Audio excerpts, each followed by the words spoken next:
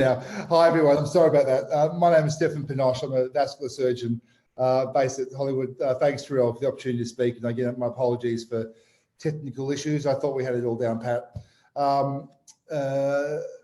Myself, Clay Gottledge, and Imran Badshaw have been asked to talk about ulcers. Ulcers are something that, as a vascular surgeon, I see a lot of and have quite a large interest in.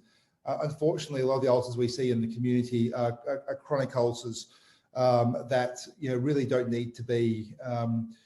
Ulcers aren't really the sexiest thing in the world, and essentially with modern techniques and aggressive intervention, the days of people with chronic ulcers of months to years are a thing of the past, and we can really make a really big difference with ulcers and treat them really effectively these days.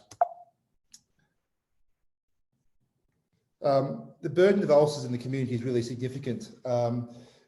In Australia, there's about 400,000 people with active chronic wounds of some description, and it costs the government and us ultimately a huge amount of money, about $3 billion a year, and a not insignificant proportion of the national healthcare expenditure.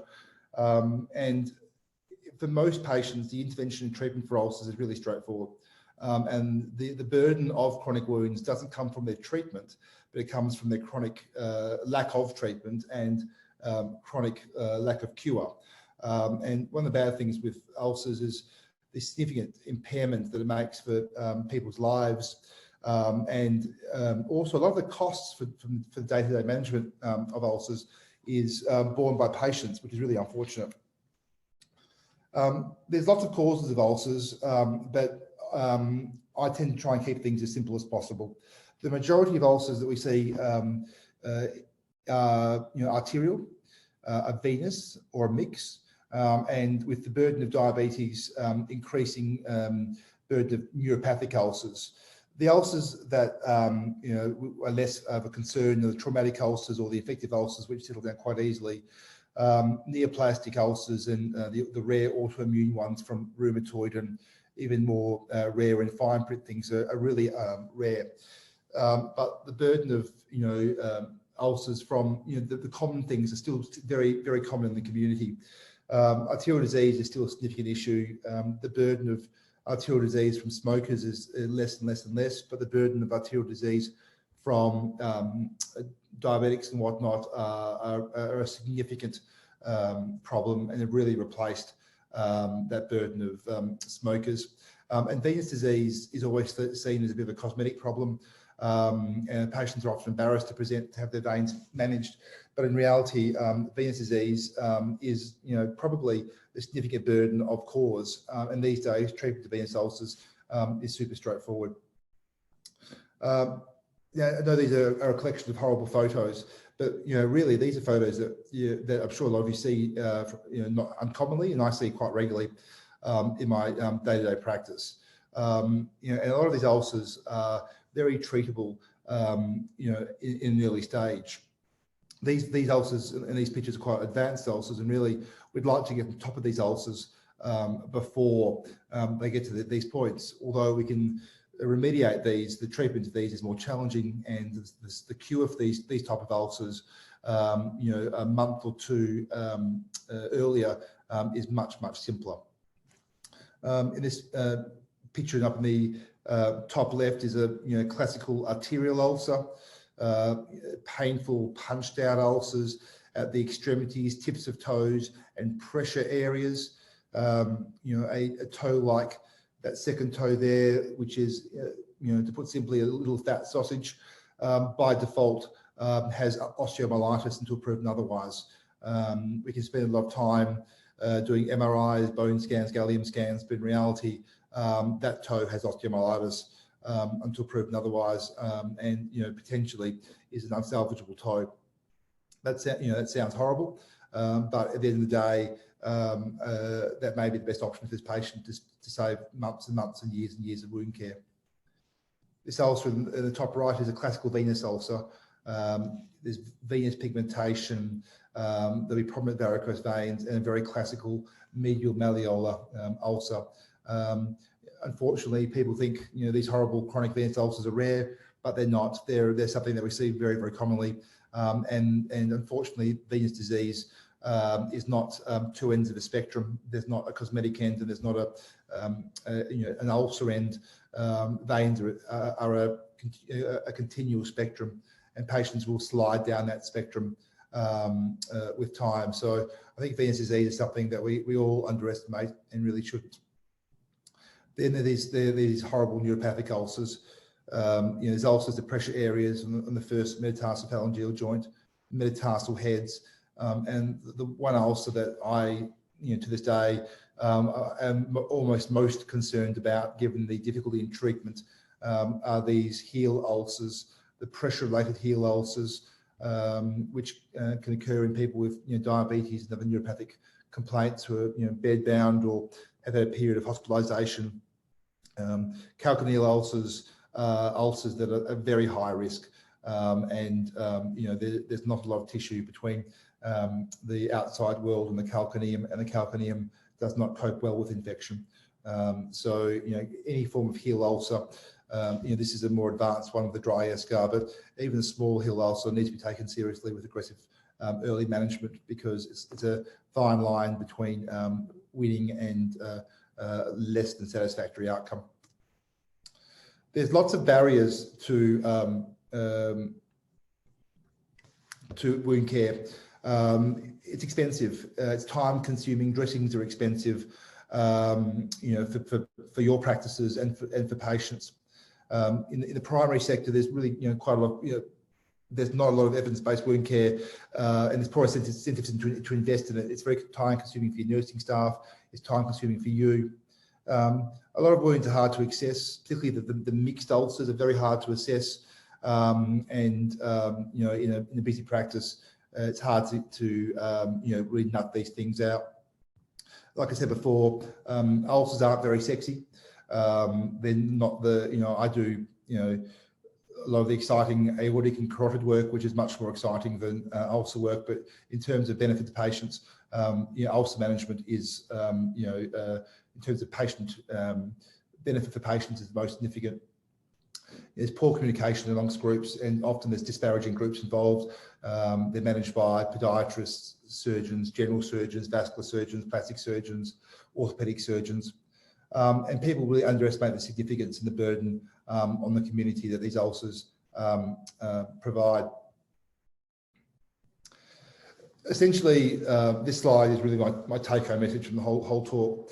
The last slide showed that there's a lot of discontinuity between specialists and lack of communication, and really the key to an ulcer healing quickly is both a multidisciplinary wound care team and early referral. The number of ulcers that unfortunately I still see 3, 4, 5, 6 months down the track. I saw a gentleman last week at St. John's that had an ulcer to his big toe for 3 years before presenting with a diabetic, a foot-threatening diabetic infection is very common. So I think early referral is important. If the patient has thought to have impaired arterial supply, significant venous disease, diabetes, neuropathic ulcers and pressure areas like metatarsal heads or heels, then I think an early referral is really appropriate. It can make the difference between an ulcer healing in weeks to a patient having months of wound care to a patient requiring more definitive surgical interventions or even losing toes and more, which unfortunately still is a reality. And part of that key is involving a team. So finding a group of people that are interested in ulcers, who manage them appropriately, is uncommon. Here at Hollywood, really by default situation with really a melding and meeting of minds, myself, Clay and Imran have essentially established a wound care team at Hollywood. We work very in close continuity together. Clay and I speak almost daily about patients, and Imran's involved acutely in the diabetic management, which is a significant burden. And really, it's that team-based approach and the meeting of minds that makes a real difference in these ulcers. Aggressive early management, identifying causes, not letting ulcers rest on their laurels is really important. But the key really is having a team-based approach. And that team-based approach involves someone like me, a vascular surgeon with an interest. It involves an infectious diseases physician like Clay. It involves an endocrinologist and a physician like Imran. It also extends beyond that to wound care nurses, to high-risk podiatrists to assist with wound care and offloading, to appropriate imaging services, vascular sonographers, imaging services to identify infections. So it's basically a team-based approach with an appropriate early referral and a very much a patient-based focus, which the three of us have really developed as a group. Now, aggressive management, from my point of view, is the key. So essentially, to my mind, any person with a risk factor, so presumed arterial disease, presumed venous disease, high risk factors like diabetes, or pressure-related ulcers, need early referral and they need aggressive management. Any ulcer that's been present for more than 2 to 3 weeks, which hasn't really turned the corner, in my opinion, should be referred to a wound care service or similar. I think, wounds that really haven't made progress with simple community-based management in the first 2 weeks are ones that are less likely to make an improvement. I often use the phrase is a failure of community-based care, and that's not me suggesting that the services you guys provide are not appropriate, but what I mean is some of these ulcers are beyond simple wound care and simple oral medications, and sometimes there's more going on. The key to early referral and aggressive management primarily is these things. Microbiology is really important.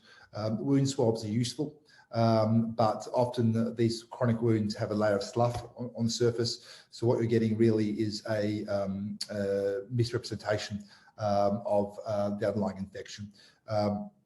Some people also, with prolonged courses of antibiotics with chronic wounds, end up with a subselection of more pathological bacteria. You go from a simple penicillin-sensitive staph to Pseudomonas infection, which is going to cause more problems. So micro often needs more significant specimens, and sometimes that may need a proper surgical debridement or a debridement of the wound, which can be done in the rooms under local anaesthetic enamel to get a proper tissue sample to get a real representative bacteria, which then in liaison with someone like Clay can be appropriately treated with the appropriate antibiotics and not just treating and colonising bacteria. Early imaging for the exclusion of collections and osteomyelitis is really important. To my mind, that sausage toe I showed you beforehand is infected bone until proven otherwise. But really, if there's a wound that probes to bone, evidence suggests there's a high likelihood of being osteomyelitis.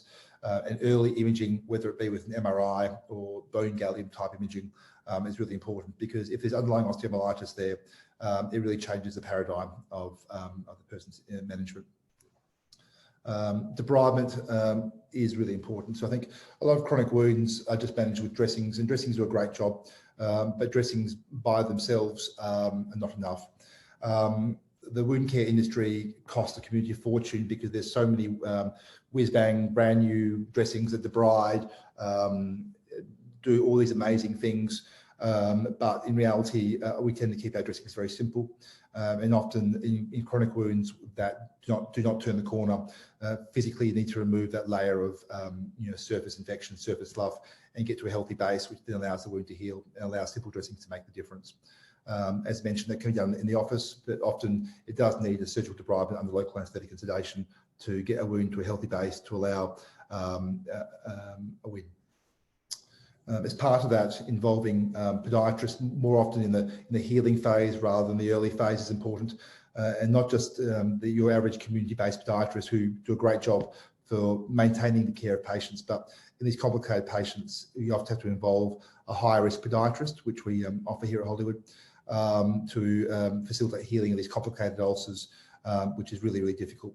I think Hollywood is one of the only few services in Perth that have a high-risk podiatrist in the private sector and doesn't rely on the public sector, which is great.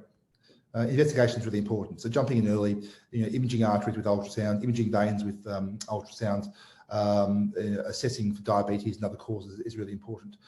To my mind, there's no harm in being overly cautious and organising an arterial duplex or a venous duplex if you anticipate something going on. I think that there's more harm done by missing significant arterial disease than by identifying a normal arterial tree.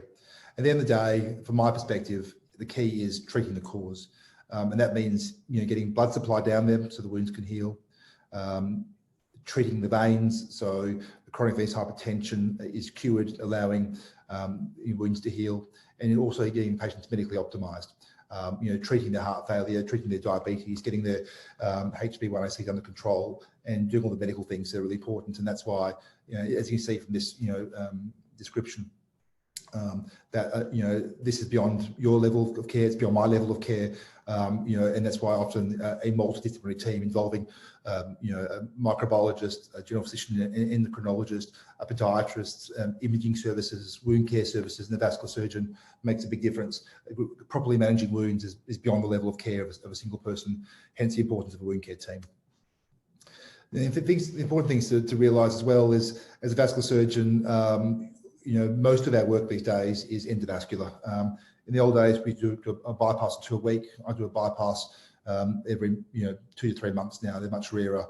The mainstay of our treatment is very low risk, minimally invasive endovascular intervention, which even for high risk patients makes a dramatic difference in a very low risk setting. Where vascular surgeons are not scary people anymore. In the old days, everyone was scared of us because we'd have high risk horrible patients and we do high risk horrible operations. And these days, most of the time, our interventions are very low risk procedures with very good outcomes. For example, this is an angiogram of a patient of mine with a long femoral occlusion, roughly from the groin to just above the knee. In the old days, this was a fem-pop bypass. 3 hours GA, 2 weeks in hospital, 6 weeks to recover. But these days, this is an endovascular recanalization where we pass a wire using a number of different techniques and devices through the occlusion under local anaesthetic, re-stent the area, and in 45 minutes through a 1 millimetre hole under local sedation with a patient being home next day. This could be the difference of a patient having a healed wound and a healed ulcer in a number of weeks rather than months.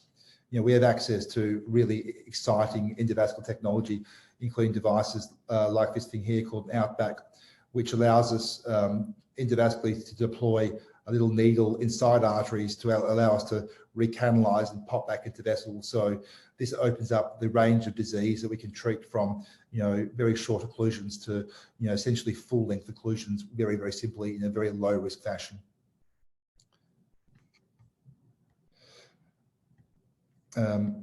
Similarly, this is another angiogram showing a patient with an occluded common femoral artery in the groin. In the past, this was a 3-hour operation, general anaesthetic, high risk, yada, yada, yada. But again, these days, with a number of technologies up our sleeve, we can actually recanalize these, use devices to remove plaque called arthrectomy devices.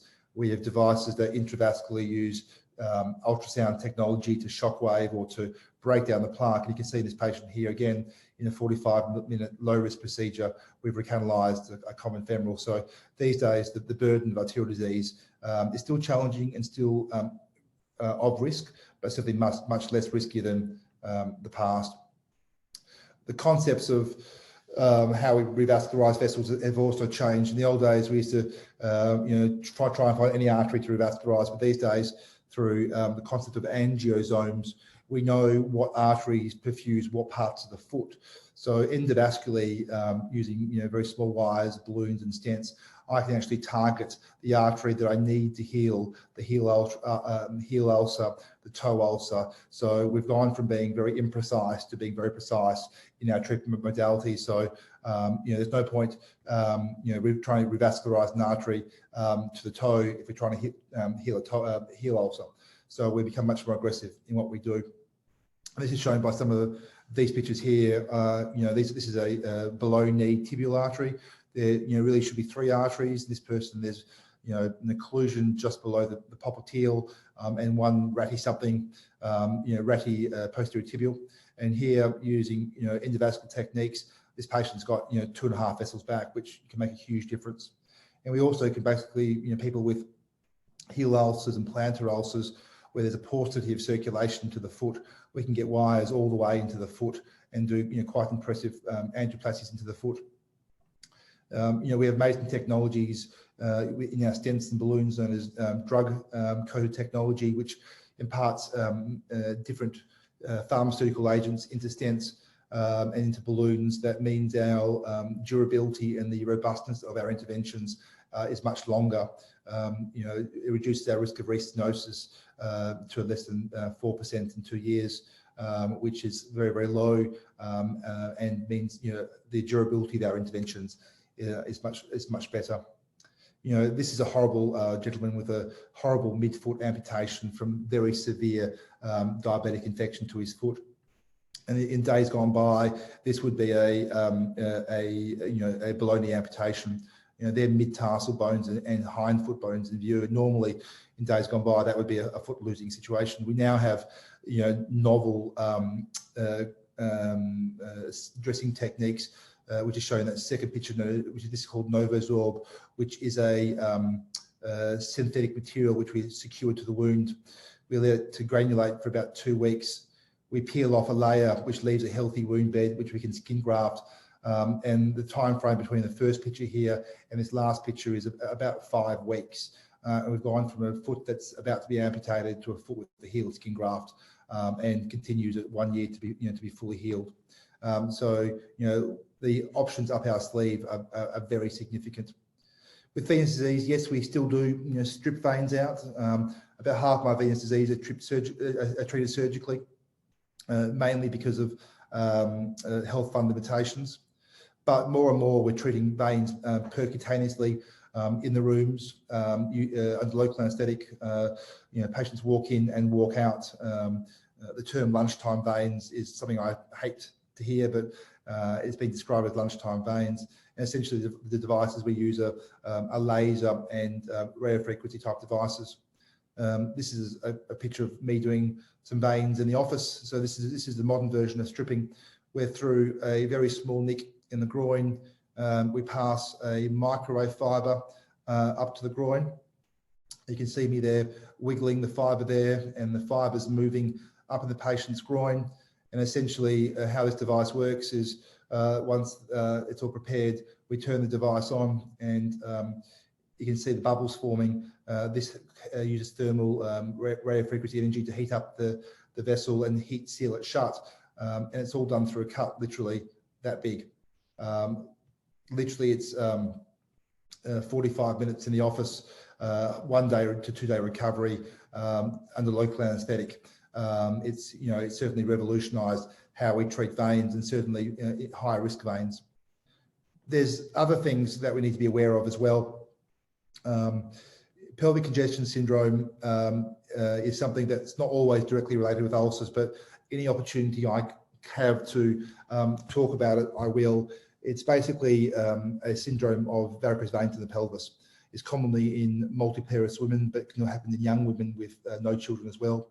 And is commonly associated with large varicose vein beds in the pelvis, normally associated with incompetent ovarian veins.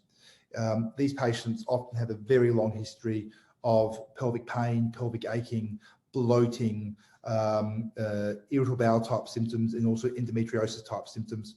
There was an article in the BBC News last week of a patient who had 12 years of pelvic pain, multiple laparoscopies, multiple diagnoses, multiple interventions. And at the end of the day, it was pelvic congestion. So it's something that's underestimated in the community. I see a lot of it classically because it's a cause of unusual lower limb veins. But in general practice, I think it's something that should be in the back of your mind, because it can cause a significant amount of chronic pelvic pain. And young women with no clear gynecological cause of their symptoms don't always blame endometriosis. Not for 1 second am I saying that endometriosis isn't a massive burden in the community, but there is other alternatives such as pelvic congestion syndrome that can mimic endometriosis, can mimic other ovarian pathology, can mimic IBS type symptoms, and treatment can make a massive difference in these patients. Essentially, it's caused by an incompetent ovarian vein, which causes massive varicose vein beds in the pelvis, and they basically cause pelvic inflammation and pelvic pain. It's treated through a minimally invasive endovenous technique as a day case in about 25 to 30 minutes through a 1 millimetre cut under local anaesthetic. And with patients, essentially we cannulate the incompetent vein, coil embolize it, and that basically turns off the pressure in the pelvis. And in some patients, it's life-changing. It's low risk. Recovery is a matter of 24 to 48 hours, and it's a life-changing thing. And in many patients, they often come to see me as a last resort, or see me after doing their own research after years of chronic pain. And certainly treatment of their pelvic congestion makes a big difference. So this is my little call out, just to be aware that pelvic pain does have other causes such as ovarian vein incompetency, and in rare cases even more esoteric things, which I'll skip past. With the technology we have available to us is amazing. This is a 3D reconstruction of veins that we make during our procedures, and literally during a half-hour procedure we can get amazing 3D reconstructions like this that change our way we treat and work out sizing of stents and things like that. So it's really important to realise that as a vascular surgeon, what we do these days, yes, we still do big operations, we still do open aneurysms, we still do bypasses, we still unfortunately remove toes and whatnot, but majority of our treatment is very minimally invasive, and in the setting of ulcer care makes a massive difference. I'd just like to finish with this last slide. My practice and several colleagues as well of Hollywood have been asked to be only one of 3 centres in Australia, essentially the world, to be involved in the first-in-man trial of the implantation of prosthetic valves into the deep venous system. Deep venous incompetency is not treatable currently beyond using compression. We can fix superficial incompetency with surgery or with the minimally invasive endovenous techniques I alluded to beforehand, but deep incompetency is a chronic cause of ulceration, leg swelling, and other problems. With no financial involvement in this company whatsoever, so in terms of disclosures, nothing to disclose. We've been asked to be part of this trial of implanting prosthetic valves into the deep system to reinstate the prosthetic valve. The early data is very reassuring. There's several patients recruited already, but essentially this is a shout out to anybody that you have in your practice with known deep venous incompetency, or which has been identified in the previous imaging or post DVT, that has confirmed deep incompetency. Just please consider them for this trial, and please let us know, because potentially the treatment of deep venous incompetency could really revolutionise the management of chronic venous leg pathology and chronic ulcers to a point that we currently can't do. So that's just my view of ulcer management. I could talk for hours and bore you completely, but essentially, to my mind, early referral, being aware that ulcers are a burden, aggressive treatment, and the realisation that most of the nasty things that I can do to patients aren't that nasty anymore. They're really low risk and really make a big difference. And any ulcer that's been there more than a couple of weeks, that doesn't turn the corner, should really be considered for referral, because we can heal ulcers in weeks, and they don't need to be a chronic burden upon patients. Thanks for your time, and I apologise for my initial technical issues. Are there any questions floating around? Hi, Stefan, that was brilliant. So there is a couple of questions in chat, and we've got Clay on the line as well, so he's unmuted, and we'll do the screen sharing while you're doing the questions. So do you want me to read you the question? Yeah, please, if you wouldn't mind. Yep. Yep. So the first one is, what is the material blocking the artery? Can it cause an embolism? Yeah, so the classical cause of chronic arterial disease is atherosclerotic disease. So it's the classical mix of calcium, cholesterol, and fibrous plaque. The risk of embolization from a plaque is very, very low. Most of the pathology is caused by reduction in arterial flow. Occasionally, we see embolus from clot forming on these stenoses. But that's quite rare. We treat these stenoses in the past. We used to be a bit more conservative if there was no symptoms, but we tend to treat these high-grade stenoses more aggressively now because the durability of our interventions is really good, and we know that a small focal stenosis can turn into a long femoral occlusion, which can go from a 10-minute fix to a more complicated fix. So we tend to fix them. Acute thrombosis is always a possibility as an embolic event, but they're really rare. So it's classical atheromembolic disease. The next one is, what is the appropriate investigation to exclude osteomyelitis? Pros and cons of MRI versus a bone scan. Sorry, and my screen's just gone funny. Well, I'm going to pass that one on to my learned colleague, Dr. Gottlich, who's just signed in. Okay. As a surgeon, I tend to be a bit more simple in the forms, and if it's a fat sausage toe or if the ulcer probes the bone, it's likely to be infected. I think as a primary care provider, if you're highly suspicious there's osteomyelitis present, I would suggest referral to for further assessment. Is probably, if it's got to that point, I think referral is probably appropriate. My personal preference is MRI. Clay, do you have a thought? Yeah, I think MRI is great, Steph. I think it's the investigation of choice. Yeah.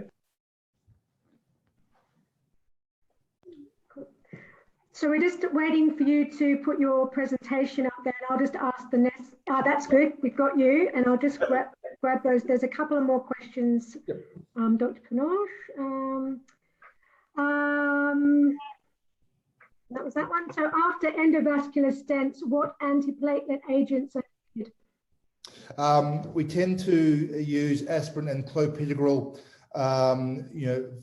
for between 6 weeks and 3 months. Large vessel stents in the iliacs, for example, 6 weeks is enough. In the femoral segments, we tend to use about 3 months before converting to single agent aspirin. In tibial disease, depending on the severity, it may be longer term. At a minimum, if you're in doubt, aspirin's perfectly fine. Plavix ideally in situations, but unfortunately, it's in the current PBS and government perspective, it's hard to get hold of without stepping on, without being too long and being too political.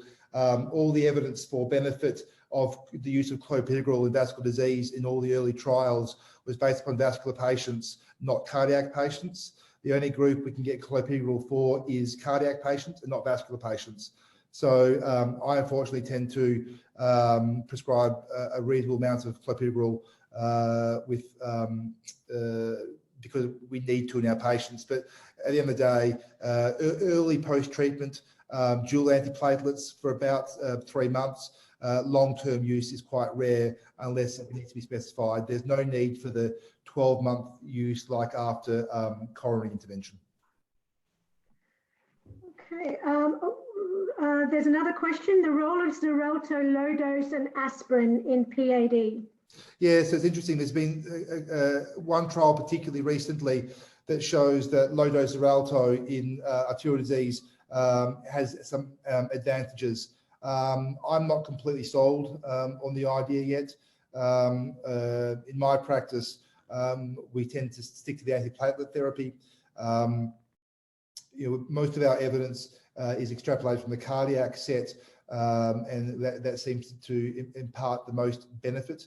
I tend to use Xarelto mainly for high-risk interventions or in patients with complications. Yes, the early data from a couple of trials suggest that there may be benefit of using low-dose Xarelto in people with PAD, but I think the jury is still a little bit out. The standard of care and gold standard of care around the world is still antiplatelet therapy rather than Xarelto. There was a The Society of Vascular Surgeons in the US had a meeting a few weeks ago, and debate was quite heated, but it was still primarily antiplatelet therapy at this stage. Okay. Unless there's any other questions, then thank you very much for that. Was brilliant. So yeah, great. Thank you, everyone. Thanks, Clay. All right, cheers. Thank you. Bye. So Clay, you're good to go if you want to start up now. Oh, thanks, Sherelle. Thanks, Steph. Everyone hear me all right? I presume so. Yep. Yep. Okay. So look, I'm going to be nice and quick because I know Imran's going to get on and it's getting late. So I just wanted to share a few key points about diabetic foot infections from the ID viewpoint, and particularly to look at the burden of disease, which Steph may have already alluded to, but the incidence and prevalence, as you can see there, is significant with very high recurrence rates and a 1-year amputation rate now of 15% in diabetic foot infections. These are US figures. We're now down with our specialised unit at Hollywood to below 5%. So we've significantly reduced the 1-year amputation rate. The cost is massive and may represent up to about a quarter of all the cost of diabetes care. So it's actually huge.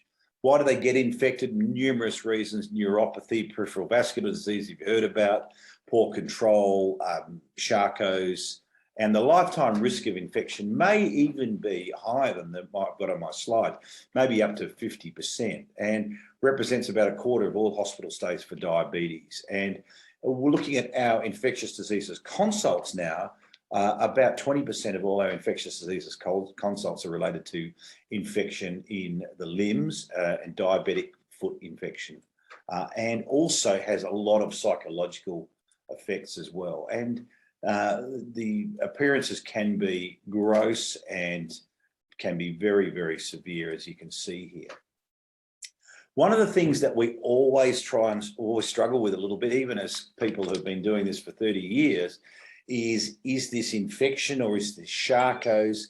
Is this an infected ulcer? Is it a non-infected ulcer? How deep does it go? Does it go just to soft tissue? Does it involve tendons? Does it involve joints? Or does it go down to the bone? And what organisms are causing the infection? That's what I want to spend the next few, a bit fast there, next few minutes talking about.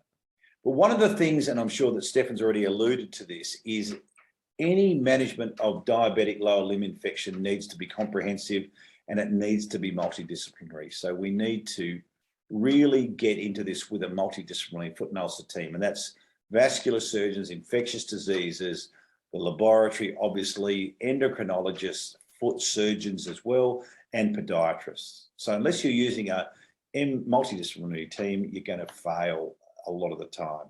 And good data now that reduces the infection rate and amputation rate down by up to 80%. And that's been borne out by our own figures as well. We'd like to be even more multidisciplinary than we are at the moment, and we're working on that at Hollywood as we speak. One of the areas of weakness that we still do have is in good podiatry services, but we've got pretty much everything else still covered. Knowing about how to dress wounds. So we have a wound management specialist as well at Hollywood that's full-time. How to manage wounds, what negative pressure therapy I'll talk about, offloading and corrective surgery, all these things come into play. So acute Charcot arthropathy is usually tarsal or metatarsal, tarsometatarsal. We often have trouble differentiating between venous stasis and venous eczema, deep vein thrombosis, crystal-associated arthritis and fracture. All those things can produce a red hot swollen foot. So one of the arts is to differentiate between those and know what's what. Charcot's was described by a French neurologist a long time ago, tends to affect the ankle and midfoot more than the forefoot, and can be very, very destructive as evidenced on these x-rays. If you look at Charcot versus infection, these are some of the things that can compare and contrast. They both result in swelling, foot deformity, increased temperature, ulceration. Charcot's tend mid-hind foot to forefoot, forefoot to mid-hind foot for infection. So you can see there's a lot of overlap there. Plain X-ray, not very sensitive or specific, very slow to show changes, and Charcot's arthropathy can look very much the same as osteomyelitis. And you'd have trouble if anyone that looked at this foot would say, well, what the hell is this? Is this likely to be Charcot's or is this likely to be infection? And that's very hard to tell from that X-ray, which shows quite gross destruction. Again, similar sort of thing. Yes, you can see the deviation in the foot, the loss of the two toes, the gross distortion there. And just looking at that foot, both clinically and radiographically, you'd say that looks much more like Charcot's than it does like infection. Again, this was purely a Charcot's X-ray, but you can see the extent of the destruction there in the midfoot. So one of the things that we debate a lot in infectious diseases is the role of nuclear medicine imaging. And what's the role of the bone scan, the white cell scan, and the gallium scan? I and one of my very dear infectious diseases colleagues, Michael Watson, who's at Hollywood with me, we beg to differ. I'm not a fan of gallium scan at all. He loves gallium scans. I'm not such a big fan. I do use bone scan a lot for infection imaging, but all that really shows is bone turnover, and that will be positive in Charcot's, it'll be positive in fractures, it'll be positive in infection. What I do like, which has been hard to get lately, is white cell scans where you label white cells with indium-111 or even technetium and then inject it back into the patient. Take images after that, and if there's uptake there, it indicates white cell activity, and it's more specific than bone and gallium scan for infection, but you can also see positive white cell scans in Charcot's arthropathy as well. So nuclear medicine has a place, but it does have its failings, both in terms of sensitivity and specificity.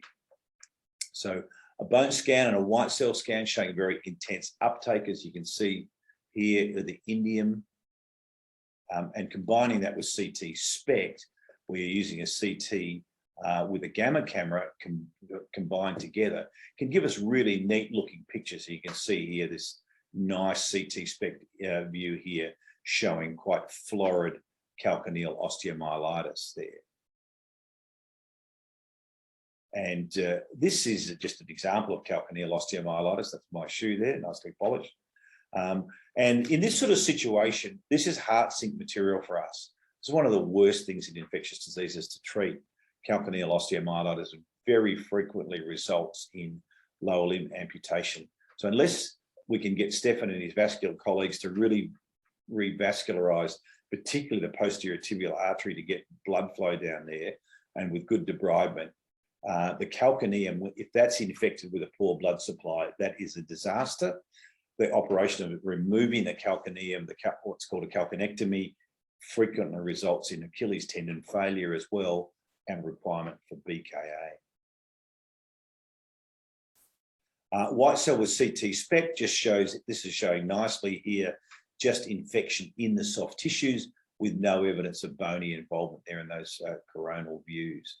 Again, you can see there in that sagittal view there. So it's only soft tissue involvement.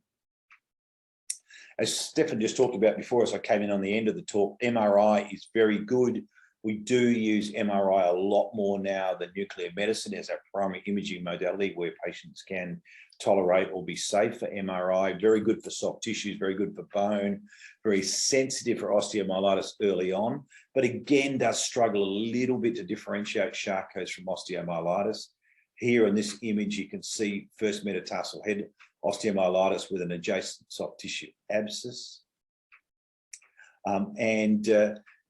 If we compare and contrast the bone and white cell scan, I used to say until white cells became very difficult to get available that it was easier to access white cell scans, perhaps not so much now, and in fact, probably easier to access MRI than it is, I made these slides a couple of years ago, than a bone and a white cell scan. Obviously no radiation for an MRI, very good bone and soft tissue differentiation, not so good with a bone and white cell scan. Both can't reliably differentiate Charcot's from infection. Sometimes can overcall extent of osteomyelitis, but a very good radiologist will get over that. And in chronic infection, particularly bone and white cell scan isn't very sensitive. The other thing about MRI is that it is slow to improve. So if you image too early with an MRI after treatment, you may overcall ongoing osteomyelitis. So it's not a great modality in terms of deciding when to stop antibiotics. So we don't usually use that as a modality to decide when we're going to cease. The gold standard used to be bone biopsy with culture and histo, but that's not done so much anymore. We used to do it a lot at Charlie's, and we actually wrote an article on this years and years ago using a bone marrow needle, and it is good, but we rarely do it now. Management obviously rests with optimizing blood supply, good debridement, good glycemic control, appropriate dressings, wound management, offloading the foot, which is very important. This is where podiatry really come into their own here. Aggressive antibiotics and fluid electrolyte balance and good nutrition is also very important. And you find a lot of these patients are, particularly if they've been hospitalized, a lot of malnourished, and they'll be vitamin D deficient, often B12 or folate deficient, iron deficient, sometimes deficient in zinc as well. And it's really important when you're managing these patients to measure all their parameters and optimize everything in terms of all their vitamins, etc., to make sure that they're up to speed. Just a cam boot there, just to show you some of the lightweight boots that we do use for immobilization, which are very good. We use a lot of what we call VAC therapy, negative pressure wound therapy, and there's lots and lots of different types of VACs now, using vacuums up to a minus 125 millimeters of mercury to draw exudate away from the wound, to stimulate blood flow and to augment white cell function as well. And this is where it's good to work with a good wound care nurse to use negative pressure wound therapy. Hyperbaric oxygen, I'm not going to say too much about that, but I think it still remains relatively controversial. We usually do use it as an amputation sparing technique, but it is not as good as some people would make it out, and we're still a little dubious about it. Looking at the microbiology of diabetic wounds, one thing that we can say unequivocally is that most infections are polymicrobial.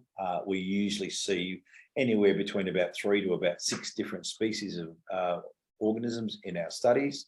Superficially, we see things like Staph aureus and streptococci, and deep, also the same thing, but also Pseudomonas, enterococci, coliforms, anaerobes. So think about these wounds. It's rare that you just see a single organism. The MRSA rate in Western Australia, I'll just shut that door. I think someone's coming into the room.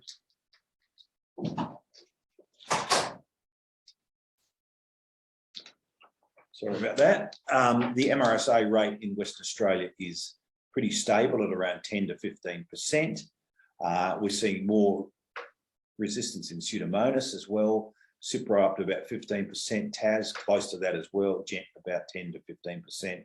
Too. So we're seeing more and more bacterial resistance and more extended spectrum beta-lactamase producers as well. And also occasionally even emergence of carbopenomases. A couple of clinical traps to think about. Ischemia reduces signs of inflammation. Neuropathy reduces pain. Autonomic neuropathy can confuse the picture, and often the presentation is late. So I want to talk a little bit about treatment of osteomyelitis, and really what all that means. So you can get osteomyelitis without much in the way of soft tissue component. And if there's bone exposed or if there's probe to bone positive, it's highly likely that osteomyelitis is present, also in the sausage toe. And remember, plain x-rays may take weeks and weeks to show up anything. In terms of probe to bone testing, in hospitalized patients, it's got a reasonably good positive predictive value. In non-hospitalized patients, like in GP land, if it's probe to bone negative, it's got a very high negative predictive value. So in hospital, it's kind of a good rule in test. In general practice, it's a good rule out test. So if it's probe to bone positive in hospital, yes, it's likely to be osteomyelitis. If it's probe to bone negative in general practice, it's likely to be a good rule out test. So treatment of osteomyelitis, again, depends on a number of variables, and I'm not going to go through all these, but you can see all these different variables that you need to input into treatment of osteomyelitis when you're thinking about how you're going to manage it. Antibiotic therapy, if you've got a methicillin-sensitive staph, Fluclox or cefazolin. MRSA, Cotri, or vancomycin, or some of the newer glycopeptide agents, Pseudomonas orally Cipro, or Tazocin, or meropenem, or Cefepime, coliforms, Augmentin, anaerobes, clindamycin, or metronidazole. Empiric therapy in moderate cases, not in hospital, of diabetic foot infection. This has been around. We devised this many, many years ago with Tim Wellborn, probably 25, 30 years ago. Ciprofloxacin combined with clindamycin was our kind of workhorse oral regime in the empiric therapy of polymicrobial therapy in the diabetic foot. And we still use this combination today. So Cipro, very good bone penetration, good gram-negative cover. Clindamycin, good bone penetration, good gram-positive and anaerobe cover. Augmentin is good too with Cipro, but not maybe quite so good. And Cipro and Doxy as well is also something we use quite a bit. One of the things that I used to really struggle with at Charles Gardner is that in the antibiotic guidelines, it's still written in that bone and joint infections require 6 weeks of IV therapy.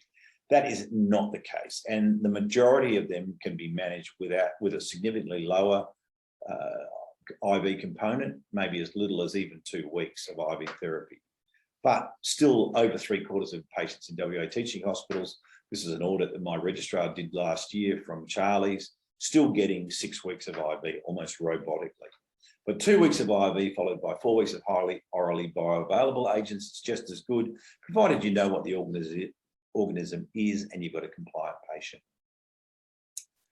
So in conclusion, diabetic foot and leg infections are a massive problem.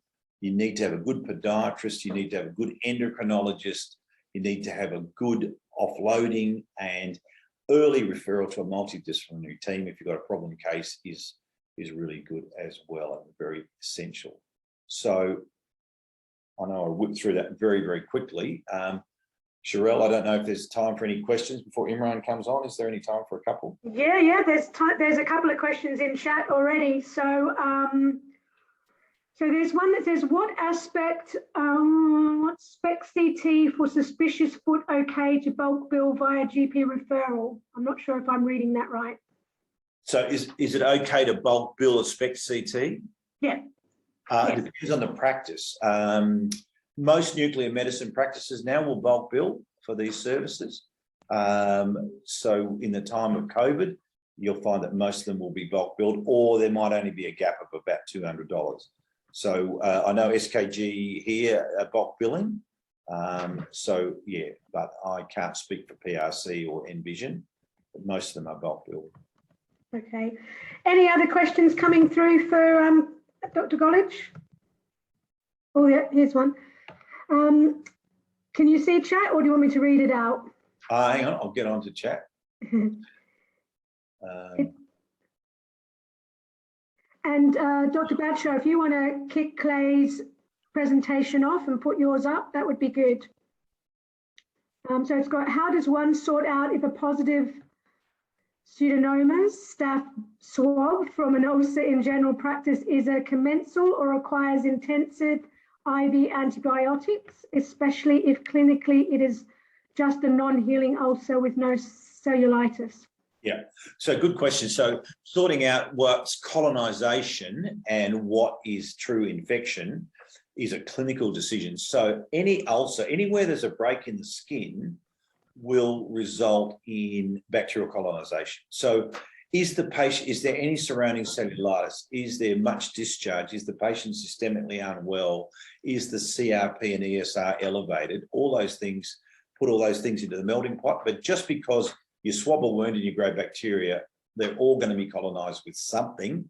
And again, that might be multiple organisms. So just because there's a Pseudomonas and a staph there does not mandate antibiotic treatment. I'm not saying that at all. And that is very much a clinical decision based on those other parameters. So you've got to realise there'll be no sterile ulcers per se. If you do proper deep swabs, they'll all have bacterial colonisation. So it really depends on the clinical circumstances. Cool. Any other questions coming through? I think that's it then. Beautiful. Imran's there? Yeah, Imran's there. I can see him. Beautiful. Excellent. Okay. Well, thank you very much, and Thanks, you're Carol. free to go. All right, great. Thank you. All right. Bye. Cheers. Thanks, Dr. Gulich. So, Dr. Badshaw, are you okay? I can't hear you. Are you? Let's just see if you're on mute still. Hello. Yes, got you. You're all good. Okay, great. So, and can you see my screen? Yep, can see it. It's not big. It's got the. Yeah, I'm gonna make it big. Yeah. How about now? Yep, brilliant. All right. So, thank you, everyone. And I'm Imran Badshah. I'm an endocrinologist and a physician, and I work at Charles Gardner, Hollywood, and I have my rooms at Hollywood and at Joondalup. So, I'm just going to give you an update on the cardiovascular outcome trials in diabetes. And if you have any questions, please let me know. I will try to go through it a bit quickly because it's a very big presentation. If you can imagine, I'm trying to cover everything that has been done so far in the field of diabetes. So I'm just going to be very, I will be skipping few slides, and I will be concentrating on the important ones. So just a quick revision of your pathology. What's the cardiovascular burden of diabetes? Obviously, that's not a surprise. We have coronary heart disease, strokes, and other vascular deaths throughout the world, for which diabetes is the #1 cause. 1% reduction in HbA1c counts for 43% reduction in peripheral vascular disease, a significant reduction in microvascular disease by 37%, and 21% reduction in the deaths because of type 2 diabetes. And also it can prevent blindness and nephropathy. Importance of multifactorial approach. This is a slide from the STENO-2 study in which they looked at the conventional versus intensive therapy. In intensive therapy, the multifactorial approach was applied, which included behavioral modification of the patients, pharmacological therapy targeting hyperglycemia, hypertension, dyslipidemia, and microalbuminuria. And you can see that difference in the primary composite outcome between the two groups in the conventional versus the intensive therapy, which tells us that diabetes is a multifactorial approach, but the approach should be very subjective depending on the patient. Now, in 2008, FDA started issuing new guidelines on the pharmaceutical industry, and they were setting new expectations for the development of the anti-diabetic medications. I'm not going to go through this, but the nutshell of the guideline was that if any drug is going to come into the market for diabetes, it has to prove that it is cardiovascularly safe, and which means that the data should show that the risk is less than 1 point. So the hazard ratio is less than 1.3 in the post-marketing trial. If the hazard ratio between the placebo and the drug is between 1.3 to 1.8, then the drug should be marketed for at least 2 years, and you should report back to FDA with the post-marketing data regarding its cardiovascular, harm. And if the hazard ratio is more than 1.8, then the drug is not approved for any marketing, and it's a hazardous drug. Now, how did we get there? Initially, we had a lot of trials trying and testing different ways to reduce the mortality in type 2 diabetes. We have the landmark ACCORD study, which showed that intense glycemic control can lead to more mortality in older people. And we had the DCCT study and the UKPDS study, which were the landmark studies on which our practice is based. And it showed us about the legacy effect, which tells that the tight glycemic control can only prevent microvascular complications, but there is no effect on the macrovascular complications, which we are talking about in this peripheral arterial disease today, as Stefan and Clay has mentioned. However, diabetes is the least effective way to prevent peripheral arterial disease, because if you are tightening the HbA1c, the studies have shown it is not going to prevent you from having a macrovascular event such as peripheral vascular disease. However, it does not mean that you can't do anything about the patient, because there are other factors that still needs to be looked at. For example, smoking, hypertension, dyslipidemia, obesity, and these factors are anyways targeted very well in a multifactorial way when we are treating patients with diabetes. This is just a a slide to tell you the landmark trials in diabetes in the 80s and 90s. So the DCCT study was done in the type 1 patients, and it showed that good glycemic control will reduce your CV composite outcome, but it had neutral effect on MI and cardiovascular outcome. So the composite outcome, it included both micro and macrovascular. So obviously the microvascular was reduced. That's why there was a reduction in the CV composite outcome. Same was shown for the Wikipedia study, in which main randomization was insulin versus conventional therapy. It reduced the risk of MI in the long run, and also all-cause mortality. If you look at the Accord study, it is showing increase in the cardiovascular mortality and the all-cause mortality, and that was because of the strict glycemic control in elderly people. Okay, now, so the reason and the problem with the previous trials was that these trials were really short-lived. They were just looking at the HbA1c reduction, and they were not reporting on the cardiovascular outcome. And also, few events happened, such as you would remember that there was, these drugs were used widely, such as rosiglitazone and pioglitazone. And the rosiglitazone, after the post-marketing reporting, it showed 43% increase in the risk of MI and 64% increase in the cardiovascular death as compared to the competitors. So it was banned at that time, but then there was another trial which was called the proactive trial for pioglitazone, which showed that pioglitazone reduces secondary composite endpoint of all-cause mortality in non-fatal MI and stroke in patients with type 2 diabetes who were at high risk of macrovascular events.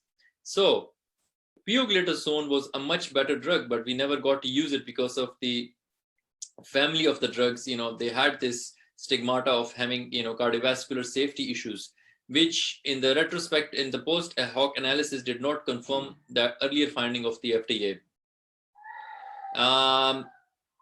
And there was another study in which the insulin resistance and the intervention after stroke trial found that in insulin resistant patients with previous ischemic stroke and TIA, the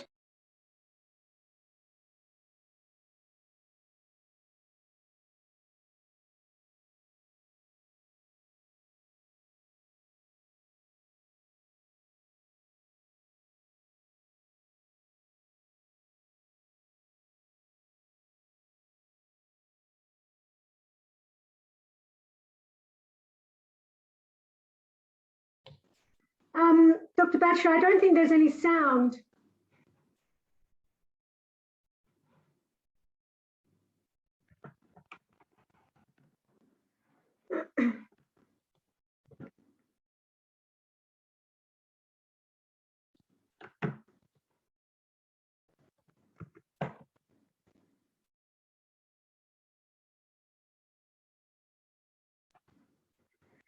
Hello, Dr. Batshaw.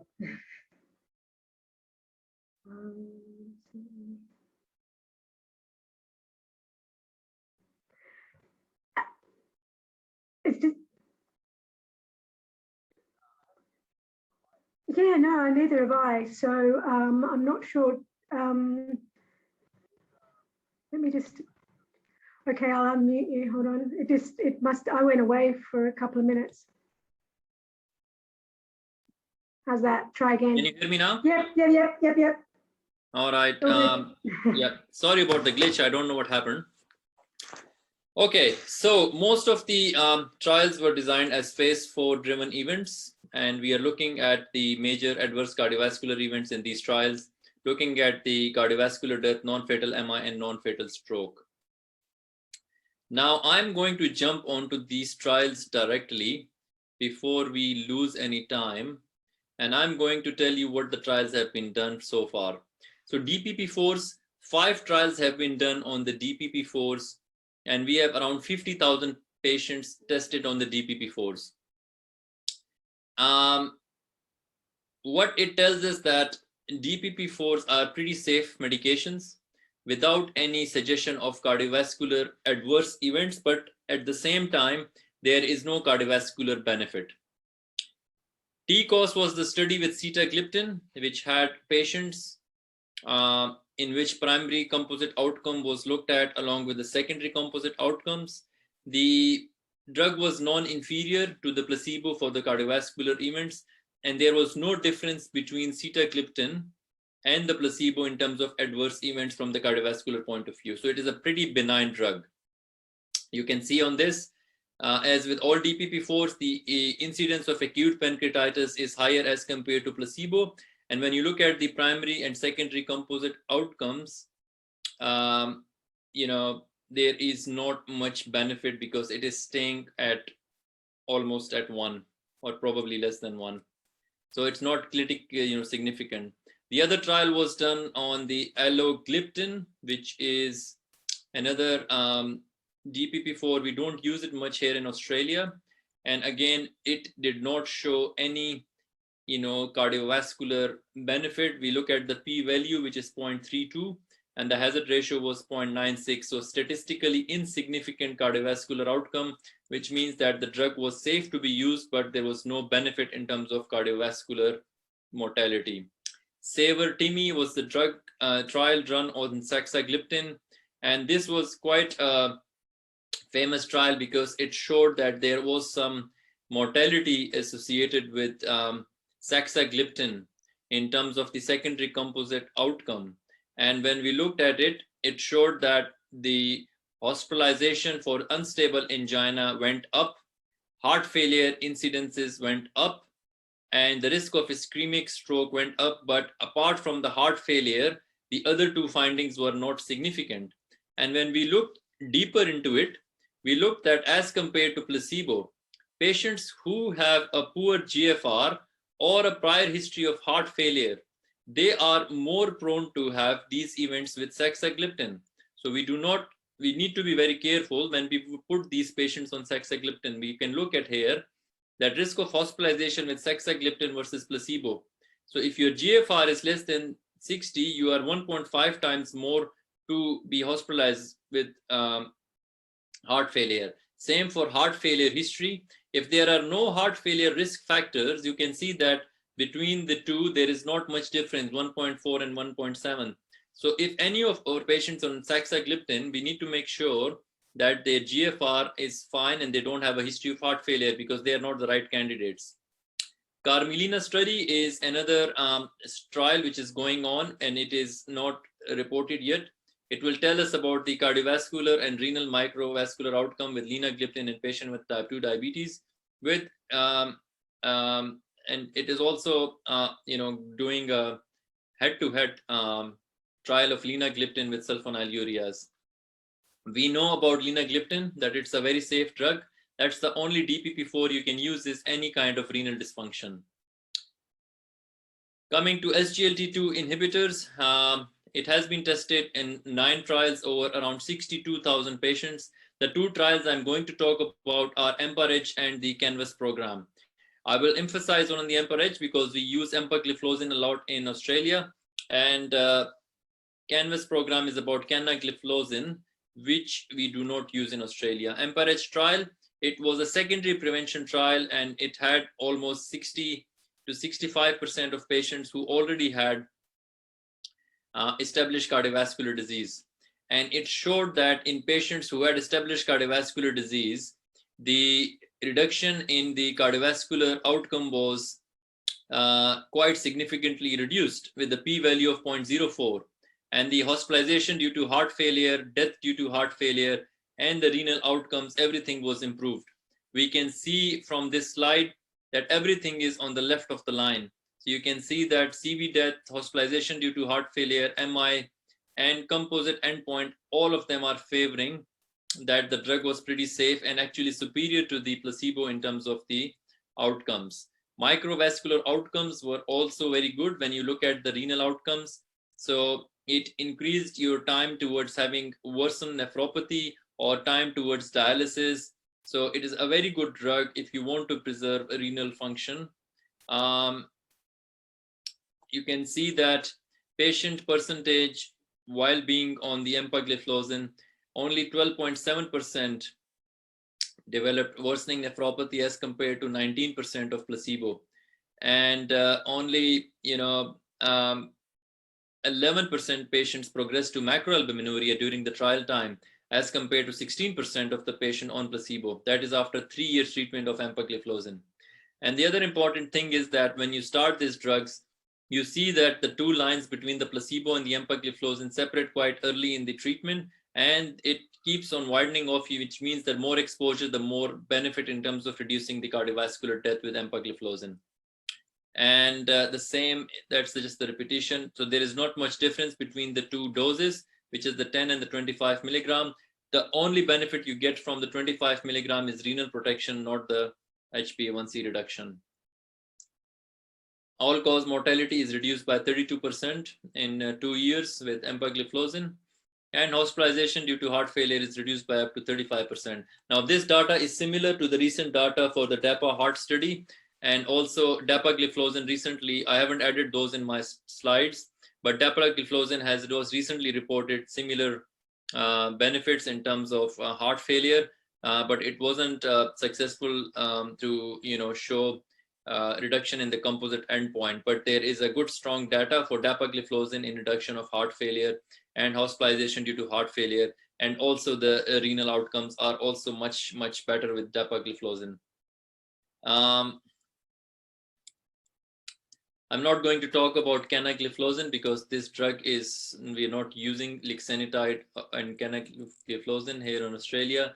We'll talk about the LEADER trial because often we are using it on a private script. Often the liraglutide is used as Saxenda for weight loss as well. So liraglutide is one of those GLP-1 which was the first one to show mortality benefit in terms of the cardiovascular outcomes.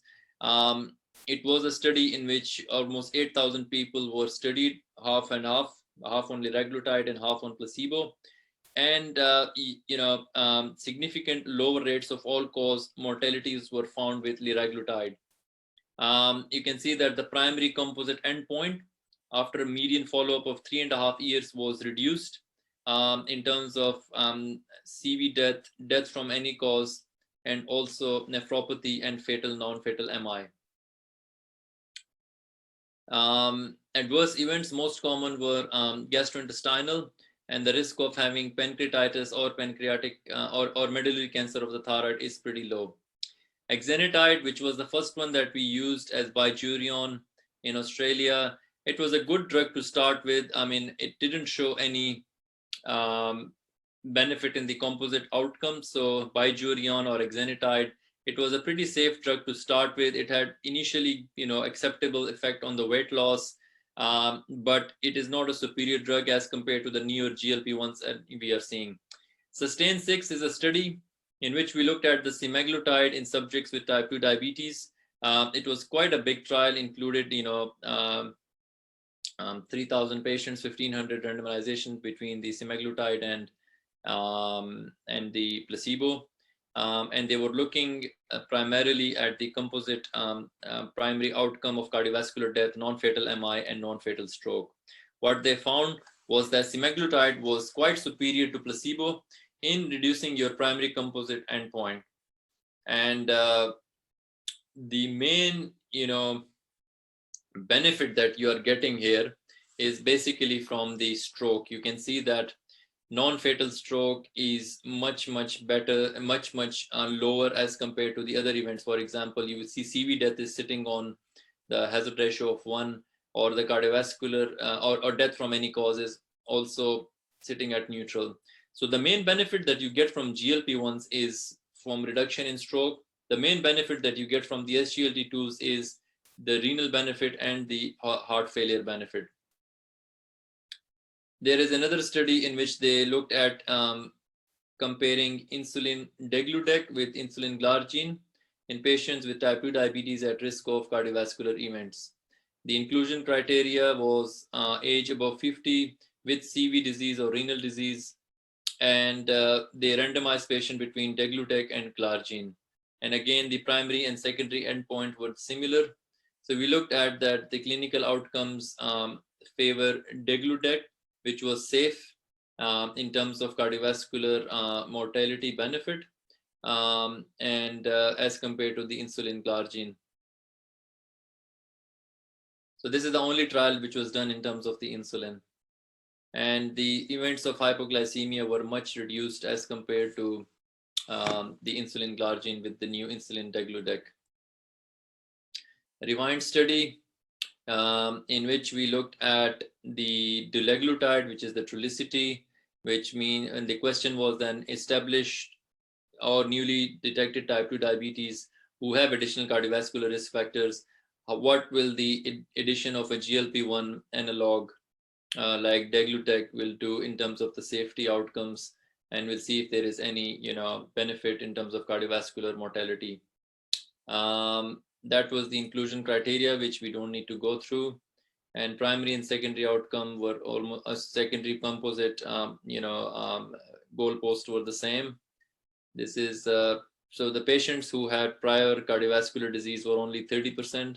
Most of the patients in this trial were newbies, which means they didn't have established cardiovascular disease, which is good because we are looking at the primary prevention in this trial. So the effect as compared to placebo was pretty good, that it was quite effective in reducing the primary composite outcome, but they never said or recommended to use it for primary prevention. However, there has been a recent recommendation that in patients with high risk of getting a cardiovascular problem, dulaglutide should be the preferred drug in the GLP-1s in patients who doesn't have any established cardiovascular disease based on this data. Coming back to the semaglutide, when we compare it with the dulaglutide, it's a more powerful agent, and you can see that the HbA1c is reduced by 1.8% as compared to 1.5%. So it's a much superior agent as compared to the Trulicity.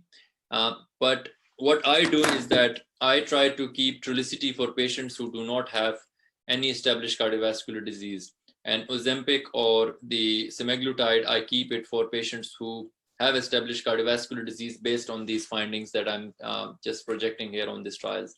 In terms of weight, much better end effect with Ozempic as compared to dulaglutide. You can see much higher difference of weight loss when patients are on Ozempic as compared to the dulaglutide. And again, you can see that the major adverse cardiovascular events with the Ozempic were reduced, and it was clinically and also statistically very significant. So the benefits of the current trial designs that have been happening is that neutral effects on the MACE outcomes, which allows us to use drugs very, comfortably. We have evidence of cardiovascular benefits, and we can look into the secondary outcomes such as hospitalization due to heart failure or effect. And there is new era of research. For example, we can say about the SGLT2 inhibitors that, we are having this new research which tells us about the sodium and glucose handling by the kidneys, because before the SGLT2 inhibitors, very less was known about that. And the use of ketone by injured myocardiums and kidney, which has been a area of research currently. So I'm sorry, I've just tried to cover like 90 slides in 20 minutes, and I'm open to questions now. There's one in the chat. In the chats, okay. Let me see. Where are the chats? Okay.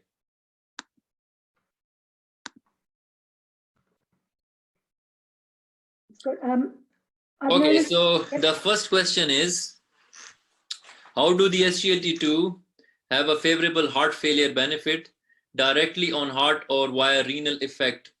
Okay. Thanks for the question, Dr. Tariq. Now, the benefit is through the kidneys and also through the remodeling of your left ventricle, and also by reducing your blood pressure. So there is a multifactorial effect of the SGLT2 inhibitors. One is the diuretic effect. Second is your left ventricular remodeling. And it also alters the way sodium is handled at the level of the left ventricle and at the level of the kidneys. So that's how it actually favors your heart in terms of increasing the heart efficiency. And that's why patients with type 2 diabetes, there has been a trial done on the SGLT2 inhibitors with preserved or with low ejection fraction. if you put them on SGLT2 inhibitors with diabetes, there is improvement in the ejection fraction because of all these multiple effects. The next question is from Dr. Mark, that I have noticed Ozempic is being pushed as a weight loss drug off-label in non-diabetics. Is this safe and should it be considered ahead of Saxenda? Very good question. Now, Ozempic has been FDA approved for weight loss in a different dose. In Australia, it has not been yet TGA approved. So yes, it can be used off-label in non-diabetics. The risk of hypoglycemia is extremely low. The dose is different. And Saxenda in a trial for weight loss in the non-diabetic patients, when it was used for 76 weeks, the candidates in the trial, they had up to 18% of weight loss, which is an amazing result. So the answer is yes, off-label has been used. FDA has approved it, but it has not been approved by TGA yet.